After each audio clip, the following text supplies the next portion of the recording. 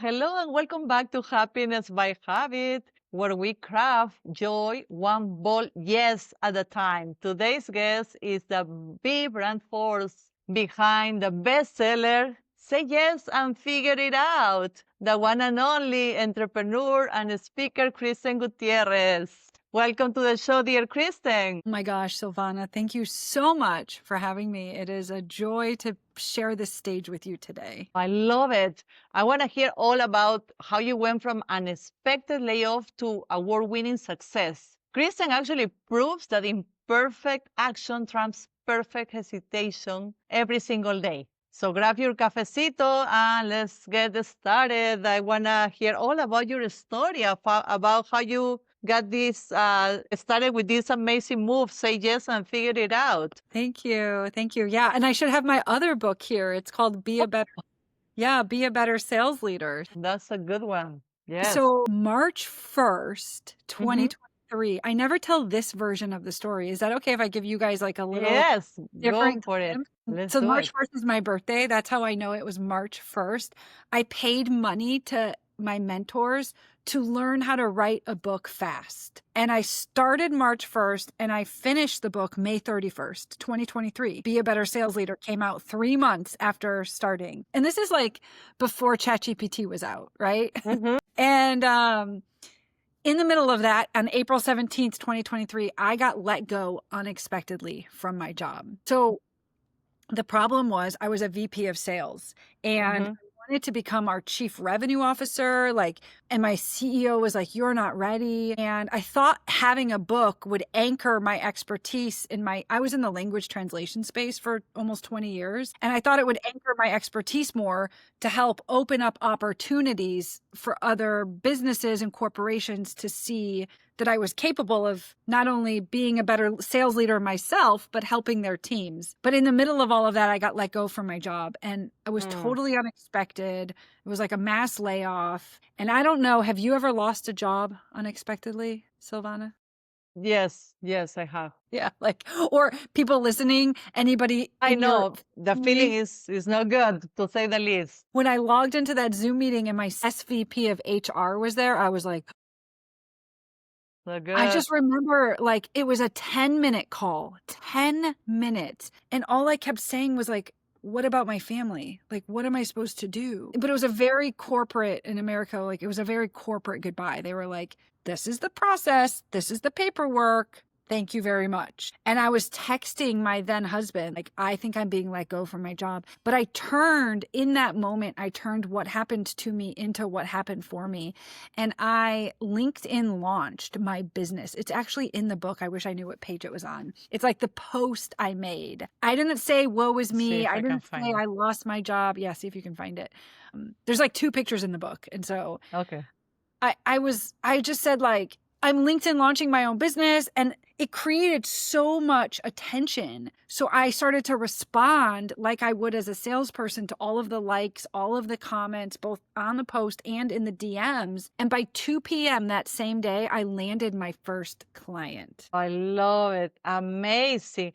And I love the difference that you make, Kristen, because this situation can happen to anybody. And I'm sure many people has experienced that, unfortunately, or are experiencing that. So that might be a really timely issue right now. But what I discovered in anything that was a challenge in my life, anything bad that some people might say something bad that happened to me, I always found a way to turn that into an opportunity, and 100% all the times it has turned my life for a much better place. So I love that. That's a really nice turn of the story. Thank you. Be a Better Sales Leader became the calling card to find consulting gigs for me, speaking opportunities. I still am figuring it out, right? Building the plane as you fly. But I got to a point 8 months into my business where I was cash collecting 6 figures, but I was dying in implementation. So I was either always on the phone implementing what I had sold, or I was trying to prospect for more business. And that is when I found my now mentor, who taught me how to charge even higher prices and to serve a different person. So I went from serving small businesses to serving entrepreneurs. And now in the last year, my offer continues to iterate. Like, I really feel like iteration of ourself is the name of the game. If you're not growing, they say you're dying. Like, a plant is the same, right? So how do you just keep moving forward? I accidentally got the name, like, the Say Yes Queen. And I love that. That's a very powerful name. I mean, really, it's very powerful, the name of your book and the whole movement. Say yes and figure it out, because a lot of people fall into that perfectionism issue, and then they say, no, I'm not ready because it's not perfect. I can improve this and that. So they put their life and their offer, their proposal on hold for forever, some of them. So that's a big difference, right? You say just do it and then yeah, so figure it out. that's where the Say Yes and Figure It Out came in. Is kind of like a year into launching my business, I had like this name they started to call me this. And I have really great mentors who would help me package my expertise into a book. Right. And also now that the book's out, it really is like, I've met people like you through the movement of it. And it really is helping people detach from, like you're saying, perfectionism and lean more into just the concept that, like, make a decision, even if it's the wrong decision, and take one step forward. So there's a 4-step framework we can talk about later in the podcast. Yes, I will definitely love to speak about that. The 4-step: decide, take a step, lean in, and celebrate the heck out of everything. Yes. Right? Like, Yes. because we get scared that we make a decision and then it turns out to not be the right decision, and like we feel like, ooh, but you should celebrate the fact that you figured out fast that it wasn't the right decision, so now you can go make a new decision. You can just make a turn and tweak your offer and be back on the driver's seat. And then a lot of times people hesitate so much. So just the lack of making a decision, not making a decision, is definitely a step backwards. So we just need to make a decision, even though it might be not the perfect decision. But I find that we always learn, always get something good these experiences. We either gain either money, time, beautiful experience or memories, or we learn how to not do it. We learn from experience. We learn how to improve, no? Yeah, right. Yes. It is when we realize that science, neuroscience, the science of the brain proves that dopamine, the feel-good chemical that gets released when we work out or eat chocolate or whatever, right?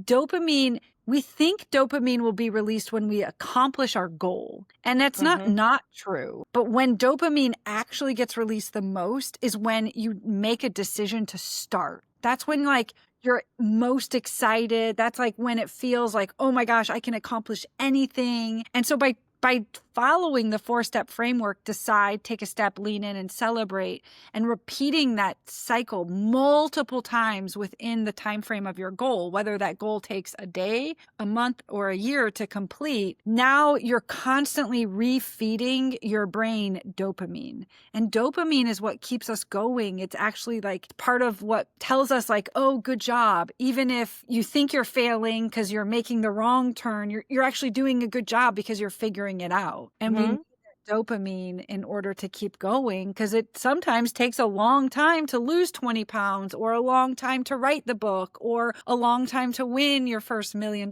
contract. I wanna hear all about that. That's my next question coming up. But yes, absolutely. But yes, before we dive into that amazing topic about your $1 million offer accepted, I would love to talk about failing forward. There is such a thing that about failing that is not. A lot of people misunderstand that failing is something bad. It's not. It can be turned into something good, as long as because it shows that you're trying. As long as you keep trying, you're gonna create some movement and you're gonna move forward eventually. So let's talk about that. What are side effects or of failing forward. It has such a negative connotation, right? Like if you're listening or watching, like shake your head. Like, Silvana, when is the last time you failed forward? Well, not too long ago, I had a situation where I need to make a decision, and then I made the decision, and I thought I'm gonna make the best out of this opportunity, and really, it has given me such a wonderful outcome because as a result of that, I launched this very podcast. I lost 20. I wrote my book, like a lot of really, really cool things. I started a new job. It's very, very good things are happening like as a result of that. So I definitely encourage everybody fell forward Yeah. And as it often is as possible. right. And as fast as possible, because clearly we can see that we can feel it from you that you're somebody who sees like the sunny side of things. Like I would always like hope. The word hope is like a word that just follows me around. I'm a glass half full type of person. And one of Mm. my really good friends, she is very much a glass half full. Or what am I? I'm the positive side. She's the negative. Yeah, has half empty, half empty. Yeah, I don't even know. I don't even know how to say it, Yeah, right? but I got you. I actually had to say to her yesterday, I named her by her name, and I was like, turn off the negative self-talk. But sometimes we don't even know we're doing it, and we need somebody to hold up a mirror to us. So, like, what does that have to do with failing forward? It's because we get stuck in these patterns of thinking that the world is out to get us, or imposter syndrome, like that might be okay for you, but like you don't know how I feel, right? Or I can't do that because of all of these internal limiting beliefs that we have. And what we fail to realize is that by simply taking a step, by making a decision and taking a step, even if it doesn't turn out to be right, there's always a benefit of it not being right. And that's what you and I, people like you and I, we see the glass half full. But people with a negative self-talk, negative patterns, belief system, they're going to say, I failed again, right? And so when you reframe or reverse engineer how we think about failing and think of it as like failing forward or making just the next right decision, now our Yes. brains aren't punishing us. Our brains aren't saying, oh, like you messed up again. Like, of course you did. No, our brain is rewarding us by saying, good job for trying. Just like we would congratulate our 4-year-old or our 1-year-old or our 7-year-old. Like, we'd be like, good job for trying. So somehow in adulthood, we lose that. And that's, I think, for me, the definition of failing forward is like learning that all trial and error is positive. It's pushing you toward the right outcome. You just don't, we can't see it yet. Yeah, absolutely. 100% agree with you. And one of the things, more dangerous things about limiting beliefs is that they are for the people who has, well, we all have those type of beliefs at some point. Is what you do with those, right? Trying to to silence those because they are very bad for you, and they are a lot of times they are constant in, and in what we there is something very true that is when we concentrate expands, no? So Yeah. talking about the half full glass versus a half empty glass, when we concentrate in abundance, when we concentrate in good things, that definitely manifests and expands, which is very natural thing that happens. And some people believe that is optimism, but it's not really just you're manifesting, you're bringing that into your life because you're concentrating in that, right? Yeah. Yeah. I love it. You are 100%. You are 100%. I fully believe the same. Yes. Yes, And I totally. fully believe in like quantum leaps. And like Mm-hmm. the definition of a quantum leap is that something can, like a particle of mass can be here and then it can be Mm-hmm. over here instantaneously without any like rhyme or reason, basically. And that's really how like the say yes and figure it out framework allows us to keep evolving ourselves as business owners or as female entrepreneurs or as Mm-hmm. women, right? When you learn that like everything you want is on the back end of your next decision. So some decisions will go your way, other decisions won't, but like you have to just keep picking yourself up and keep going and going and going. And when you wrap that, it's not without disappointment. It's not without hardship. It's not without some tears. But when you Yeah. when you learn to reframe it, that's what gives you like the momentum to keep going. You're like, everything I want is on the next side of is my next decision. How important is to have a community to support your decisions and your empowerment, your business? Have you read Think and Grow Rich, the book Yes, by I Napoleon? have. Yes, Napoleon Yeah, Hill. so when Napoleon Hill went to write Think and Grow Rich, he wanted to interview some of like the smartest, wealthiest people in the world to see if they shared characteristics. And the man that he interviewed in those days was Andrew Carnegie, right? And so he interviewed Andrew Carnegie and a bunch of other wealthy people, and he found out that they had 16 characteristics all the same. Of those 16 characteristics, the cool thing was nobody was born with them. So this means that anybody can become the wealthiest person. Anybody can have all of the success. Anybody can have anything they want in life, right? Mm-hmm. When they focus on the abundance versus lack. And so one of those characteristics was community, or like a mastermind. And that's why I tell that story, because I think it's also Napoleon Hill that says when 3 or more people get together, they elevate into a third eye, which is a mastermind. And the mastermind is really when crazy ideas come to be and like so much momentum can get built. I mean, this book is a result of a community. The success of the book is a result of the community. All of my success, even in corporate, was because I found communities within my industry. I was part of Women in Localization, a nonprofit, association that fed to the advancement of women in their careers for the translation localization industry. That was a community. And by being in that community, I got to network and be friends with my peers who were selling translation and with heavy hitter women stakeholders working at big, giant tech companies. And so we all got to network and commune together. Now that I work for myself, I have different types of communities. I have my own community, and I'm part of my mentor's community. And so this is what I believe of communities, but it's also based on the fact that Napoleon Hill says like it's one of the 16 characteristics of becoming successful. And you get to define what success means to you. Yes, I definitely agree with you. I think the power of having a community is so key because it helps you grow, empowers you, and you can learn from a mentor or from like-minded individuals to help you get you where you need to be. And speaking of community, you and I belong to one community together. And I also am part of your community of launching the book. As such, I learned about this amazing news that you experienced recently. I would love to talk about that. About your first $1 million offer accepted. That's so awesome. Congratulations, Kristin. Tell us all about it, please. Oh my gosh. Well, yeah, this brings a few principles together. One of them is focusing on abundance. One of them is being in community. And one of them is quantum leaping. So the thing is, in corporate, in the language space where I spent 18 plus 20 years, I sold multi-million-dollar language programs to big companies. Like it wasn't my account, but like one of my colleagues sold iRobot. I don't know. It's the Roomba. Yeah, I have one. Yes.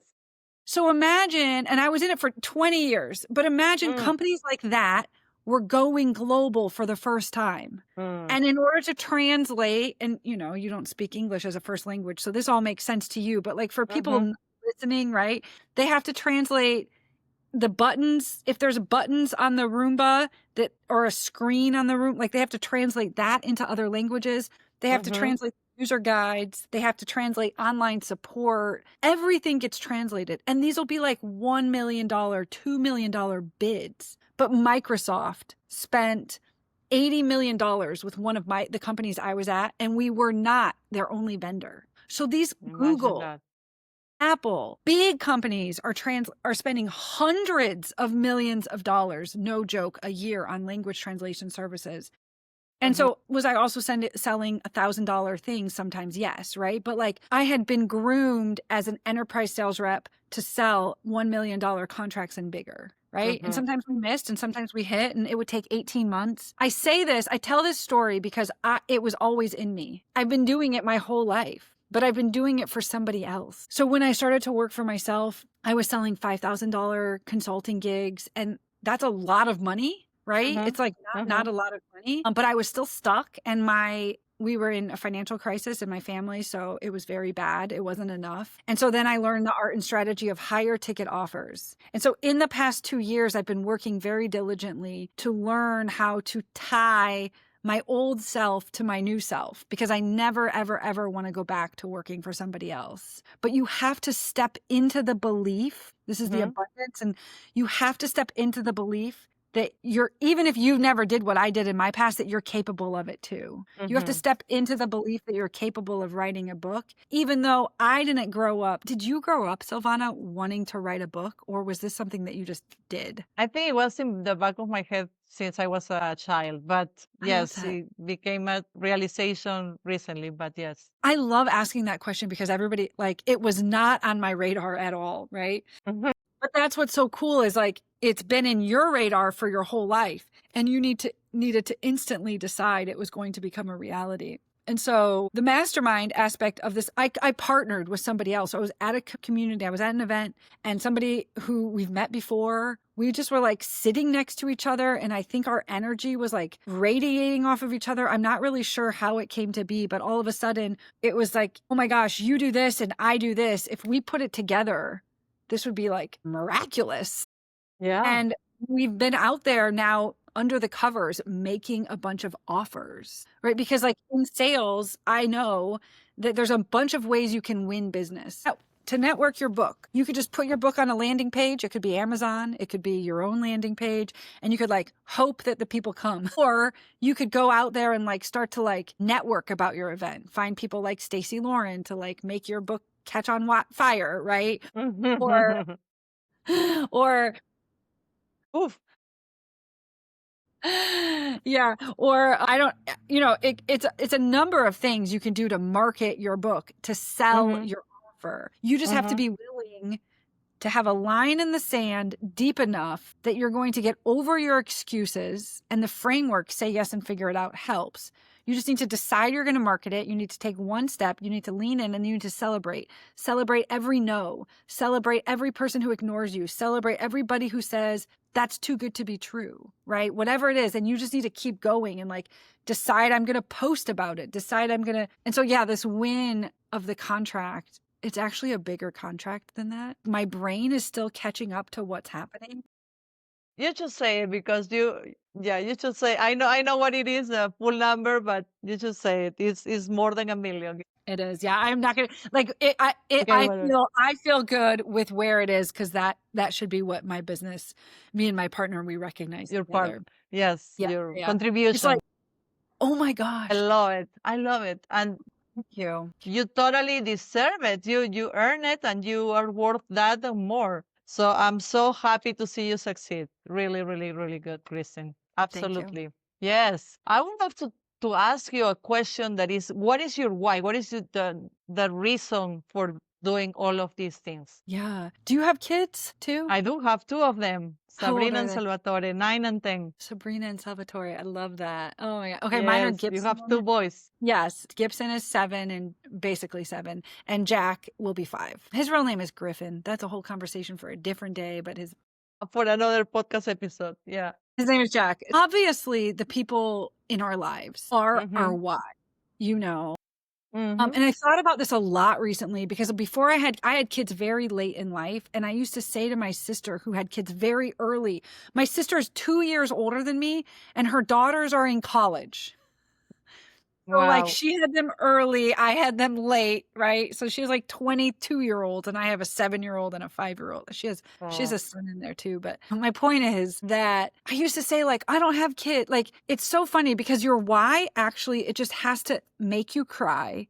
And it has to be something that like so intrinsically deep down. For me, it became nobody else's opinions pay my bills. Because in the midst of my financial crisis, after I lost my job, I took another job for a minute. One of my consulting clients offered me a job. It only lasted 4 months. I'm so glad it didn't work out. And I only took the job because I thought, oh my gosh, I'm in the middle of a divorce. I'm in the middle of a financial crisis. We're having to make tons of money every month. I'm barely keeping my head alive. Like I'm dying in implementation. Maybe I should take the job to like lessen the pressure. It was just a different kind of pressure, you know? Yeah. And when that job didn't work out, I just drew a line in the sand as like nobody else's opinions pay my bills because everybody has an opinion about something. One of the opinions was Kristin is the girl who always posts selfies. I don't know who said it. They said it like 2 years ago at this point, but things like that are so harmless, they get stuck in your head. And whether it sounds ridiculous to somebody else or not, it becomes the reason you don't post or you don't show up online for months. And that happened to me. And when I declared that nobody else's opinion paid my bill, the line in the sand or my why was so deep that I was doing it for myself and for my kids and for their kids and for generational wealth and for the rest of my family and for my now baby daddy, ex-husband, and for his family, right? Because they're so good to us. I decided I'm doing it for everyone, but I'm fundamentally doing it for myself because I need to show up online as me authentically with as many selfies as I feel like it for that day, let alone for that week. And I can't shout loud enough about who I am and how I continue to iterate myself and fail forward and say yes and figure it out. I can't do that enough, loud enough. And that became my why. I'm like, I love it. don't get me fired up. Yes, I love it. It's so powerful.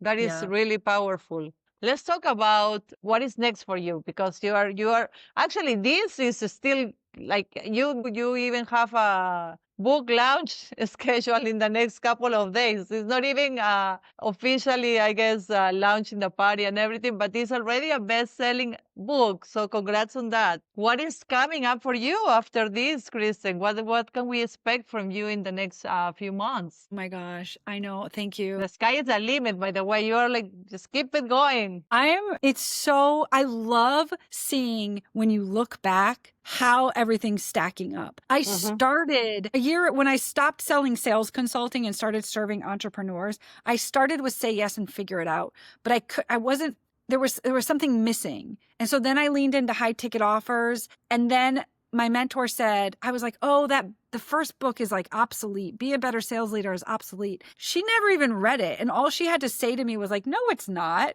And I love looking back to see how it all stacks on top of each other. So now I'm really stepping into this belief that I'm capable with my partner and whomever, I'm capable of helping entrepreneurs who are stuck at 6 and 7 figures a year scale their business to 6-figure and 7-figure days. If you believe in abundance, if you believe in quantum leaping, if you believe anything's possible, if you believe in the 16 characteristics of what make wealthy people successful or successful people wealthy, right? If you believe in community and a mastermind, then you'll believe that like it's turning the dial 1%.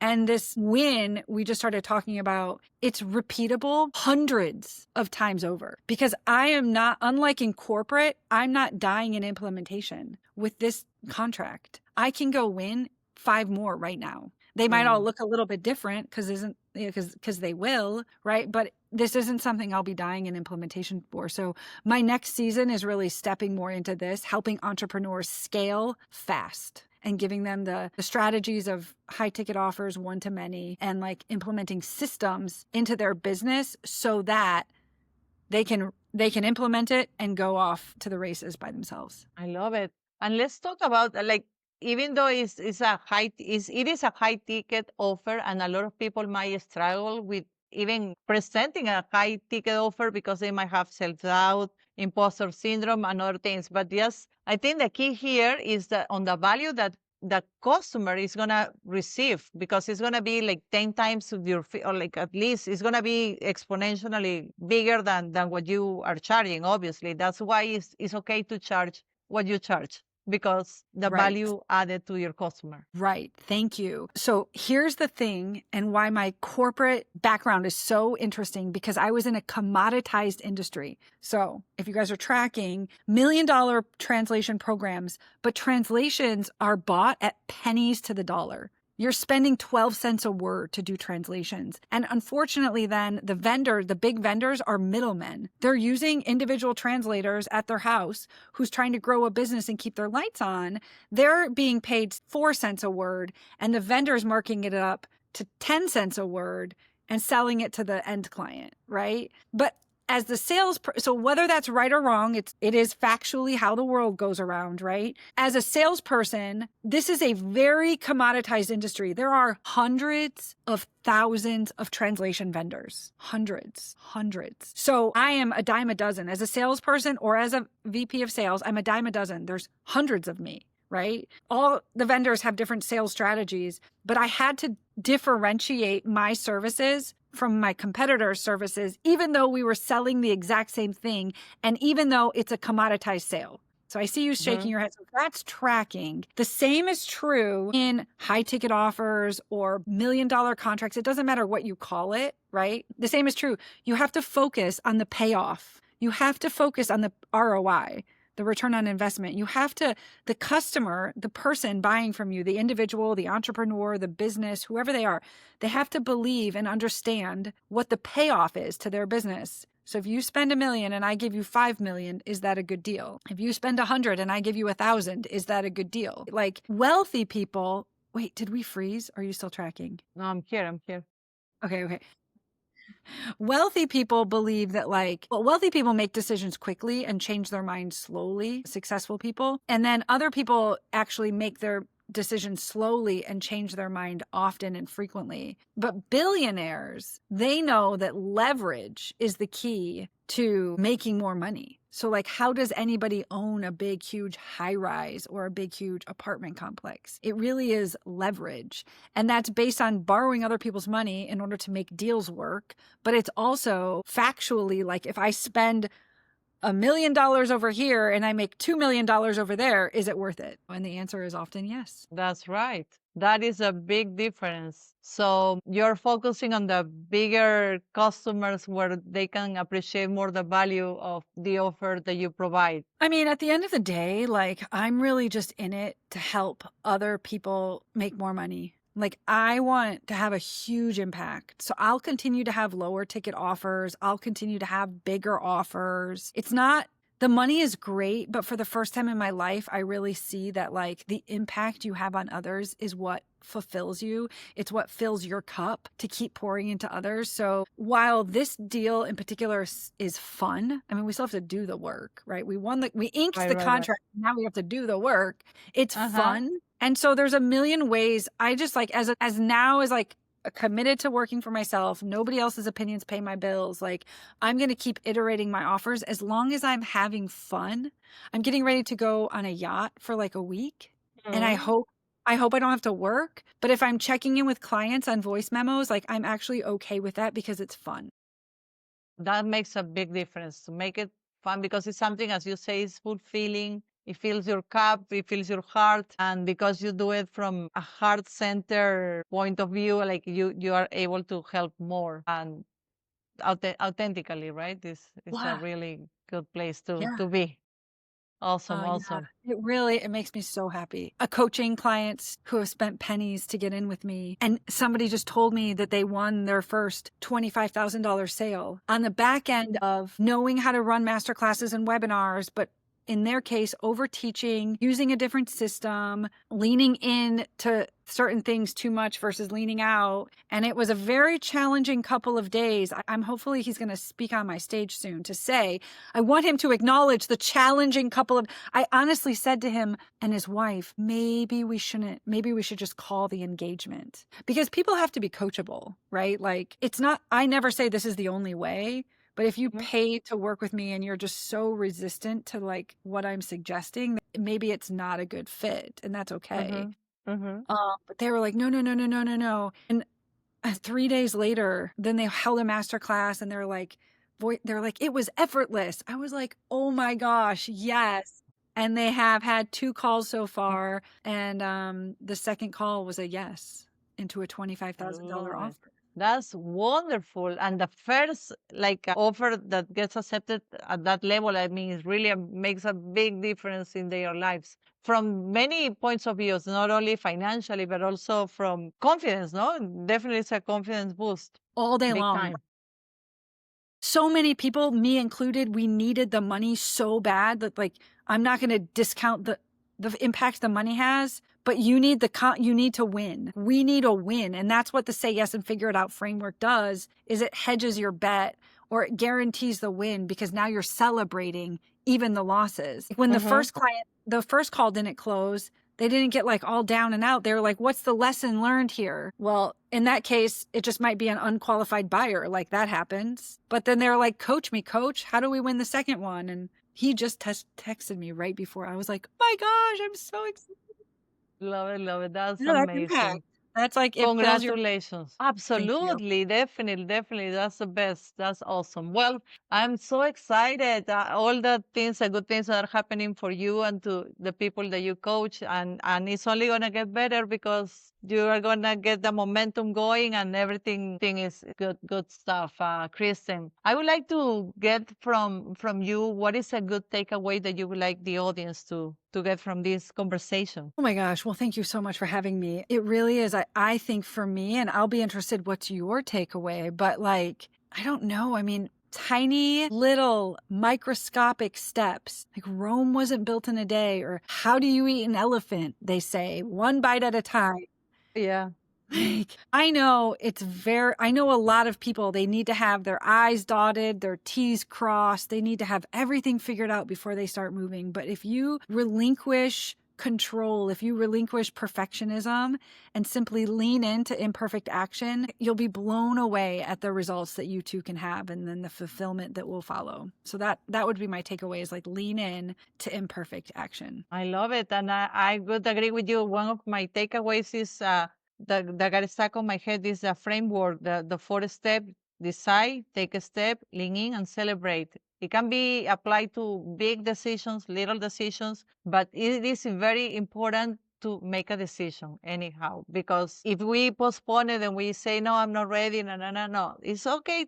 I prefer 100 times to do something the best I can with the resources I have in that moment than not do it and postpone it for some time that might be never. So I encourage everybody to go ahead and make a decision, take a step, lean in, and celebrate, and say yes, and figure it out later. Buy this book. This book is a bestseller in Amazon, and it's really, really, really good. And you have it also in audio. Are you gonna have it audiobook yet? That's kind of in the making, I think, right? Or maybe. Yeah. Might be. Yeah, TBD. Well, thank you so much for your time, Kristen. I really appreciate your time and your wisdom sharing with us. In the meantime, I really appreciate everybody listening. Your next breakthrough is one brave yes away. Yes, if today spark a fire for you, please follow the show and share this episode with someone who needs a nudge. Until next time, keep crafting joy one say yes at a time, one yes at a time. Thank you so much. Bye bye. Bye.